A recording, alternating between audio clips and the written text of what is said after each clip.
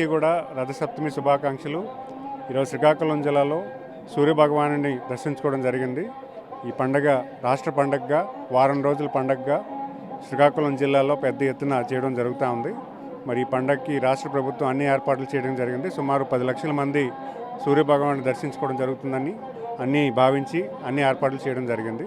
Police వాళ్ళు కానీ, ఉన్నతాధికారులు కానీ అందరూ కూడా ఈ పండుగని పెద్ద ఎత్తున సెలబ్రేట్ చేయడానికి అన్ని ఏర్పాట్లు చేయడం జరిగింది. ధన్యవాదాలు. దర్శనం ఏ విధంగా జరిగింది సార్? దర్శనం బాగానే జరిగింది. దర్శనం అయితే 5 నిమిషాల్లో జరిగింది. ఈవేళ సండే అవ్వడం వల్ల హెవీ క్రౌడ్ ఉంది. ఆ క్రౌడ్ వల్ల ఏమో కొద్దిగా వెహికల్స్ అవి ట్రాఫిక్ వల్ల కొద్దిగా లేట్ అయింది, కానీ దర్శనం అయితే చాలా బాగా అయింది. ముందుగా ప్రజలందరూ కూడా రథసప్తమి శుభాకాంక్షలు తెలియజేసుకుంటూ ఈ సూర్య భగవానుడి ఆశీస్సులు ప్రజలందరికీ ఉండాలి. ముఖ్యంగా మా నారా లోకేష్ గారికి, నారా చంద్రబాబు నాయుడు గారికి, పవన్ కళ్యాణ్ గారికి ఉండాలి. వాళ్ళు ఉంటేనే ఈ ఆంధ్రప్రదేశ్ సుభిక్షంగా ఉంటుంది. 2047కి ఎట్టి పరిస్థితుల్లో ఆంధ్రప్రదేశ్ స్వర్ణాంధ్రప్రదేశ్ అవ్వాలంటే అలా ఆయురారోగ్యాలతో ఉండాలని కోరుకుంటున్నాను. రథసప్తమి ఉత్సవాలు 7 రోజుల పాటు ఘనంగా నిర్వహించారు.